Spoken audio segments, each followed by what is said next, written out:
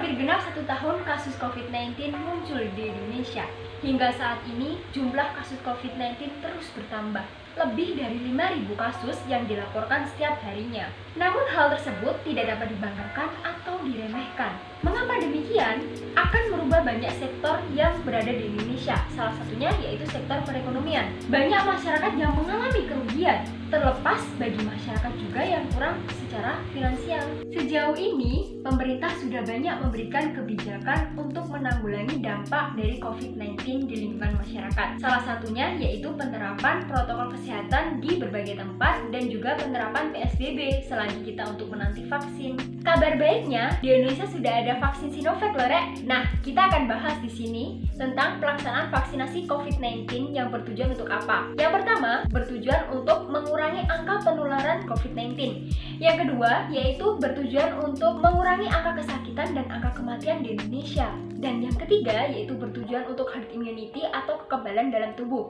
Dan yang terakhir, bertujuan untuk melindungi orang-orang di luar sana dari COVID-19 agar tetap produktif. Dampak vaksin COVID-19 di masa pandemi bergantung dari beberapa faktor, seperti efektivitasnya vaksin, seberapa cepat vaksin dibuat, diproduksi, dan dikirim, serta seberapa banyak jumlah orang yang akan divaksin.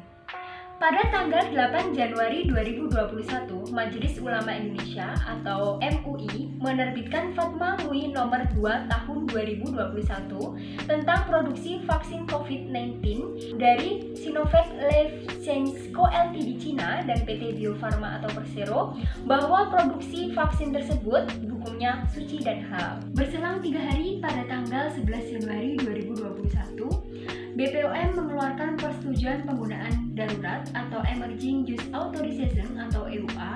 Kemudian pada tanggal 13 Januari 2021 disusul dengan pelaksanaan vaksinasi yang perdana oleh Bapak Presiden Joko Widodo bersama tokoh publik lainnya. Pelaksanaan vaksinasi dibagi menjadi 2 gelombang. Gelombang pertama yaitu pada Januari 2021 hingga April 2021 oleh 2 kelompok. Yang pertama yaitu kelompok petugas kesehatan dan petugas pelayanan publik. Selanjutnya yaitu pada gelombang kedua dilakukan pada April 2021 hingga Maret 2022 oleh 2 kelompok masyarakat rentan dan masyarakat lainnya. Yang menjadi pertanyaan saat ini, apakah bisa vaksin yang sudah mulai diproduksi saat ini itu menjadi solusi yang paling efektif untuk menangani kasus COVID-19 di Indonesia? Menurut Kepala BPOM Penelukito mengatakan bahwa uji efikasi vaksin COVID-19 di Indonesia ada 65,3%, sedangkan berada di Turki ada 78%, dan yang terakhir berada di Brasil sebanyak 91,25%. Kebijakan tersebut membuat pro dan kontra di dunia maya. Mengapa pro dan kontra? Karena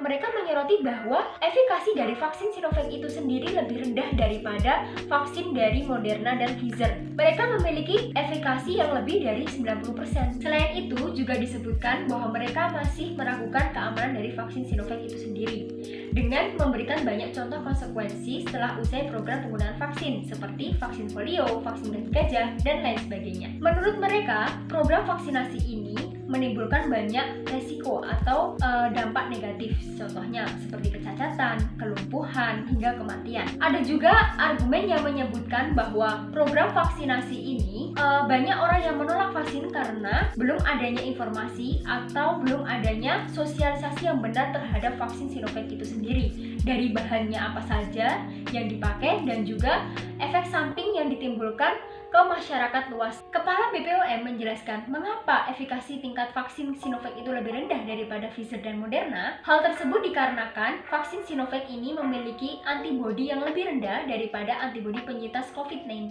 Beliau juga mengatakan bahwa vaksin Sinovac ini memiliki banyak keunggulan. Salah satunya yaitu pada tingkat keamanan atau safety-nya, yang memiliki efek samping beratnya yaitu 0,1 hingga 1%, sedangkan Pfizer memiliki efek samping beratnya 1,5% dan Moderna 4,1%. Jadi dipastikan vaksin Sinovac ini sangat aman. Selain tingkat efikasi dan tingkat keefektifan dari vaksin COVID-19 itu sendiri, ada beberapa faktor yang perlu ditunjang untuk memaksimalkan proses vaksinasi dalam menangani COVID-19 ini. Yang pertama yaitu harus diadakannya sosialisasi massal tentang pentingnya vaksin dalam mencegah penularan COVID-19. Dan yang kedua yaitu adanya pendekatan terhadap orang yang anti vaksinasi. Dan yang ketiga adanya pelaksanaan vaksinasi massal di setiap daerah. Dan yang keempat tentu harus ada pengawasan yang ketat dalam pelaksanaan vaksinasi massal.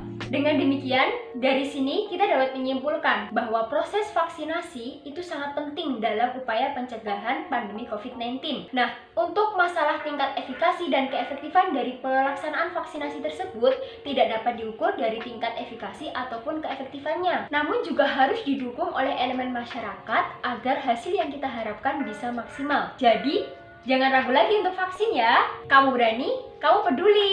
Saya Isti, salam Nakasrat.